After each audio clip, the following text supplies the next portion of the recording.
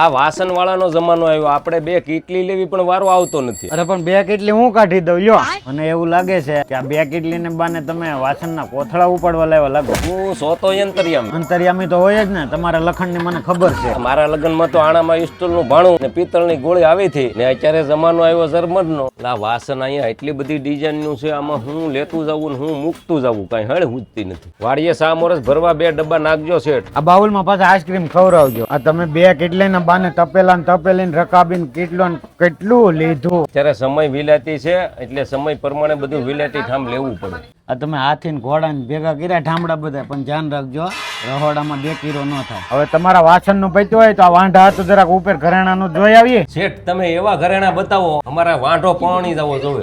એને નાખો તો એક, એને કેવું ધ્યાન દે અહીંયા. શેઠ અત્યારે હોનાનો ભાવ ચા પહોંચ્યો. હજી તો બસમાં નથી બેઠો, ઈ પેલા લઈ લ્યો તમે. શેઠ ગમે એમ કરીને ઘરેણા લેવરાવે પાર કરશે હો. એટલે આપણા જમાનામાં તેથી તો કાંઈ હતું નહીં, કડલા કાંબિયું હચ્યું ને સડા. ને અત્યારે તો આ કેવી ડિઝાઇન આવી છે. અત્યારે આ બાયુને બતાવ્યું હોય તો બાયુ એમ થાય ફેરી પણ. તમારે એટલો બધો શોખ હોય, હજી આ સિયારામ વાળા ક્યાં ખાશે? અને જોડો જાન ને કરવી બેન્ડ વાજા શરૂઆત કરી. દોસ્તો ઘરેણા સોનાના હોય કે ચાંદીના હોય, એ પછી વાત ડિઝાઇનની હોય કે ભરોસાની હોય, ઈ બધામાં જયસિંહ સિયારામ ઊભું છે મવામાં અને સુરતમાં. આહિર સમાજના થતા સમૂહ લગ્ન, જેમ કે સુરતમાં, બાબરિયાધારમાં અને રાજુલામાં, કે પછી ભાદરોડ કે વડલી હોય, આ બધી જગ્યાએ દીકરીઓના કરિયાવરમાં જયસિંહ સિયારામના વાસણ જાય છે. આ થોડું થોડું કરીને તમે 4 બાસકા સામાન કર્યો. આ લઈ કેમ જાવ? આ 2 બાસકા તારી માથે ચડાવું ને 2 બાસકા હું રિક્ષા બાંધીને લઈ લઉં. અહીંયા તમને સમસી થી લઈને મા માટલું અને ટીલ થી લઈને ઝરમર સુધીના વાસણ મળી જાય.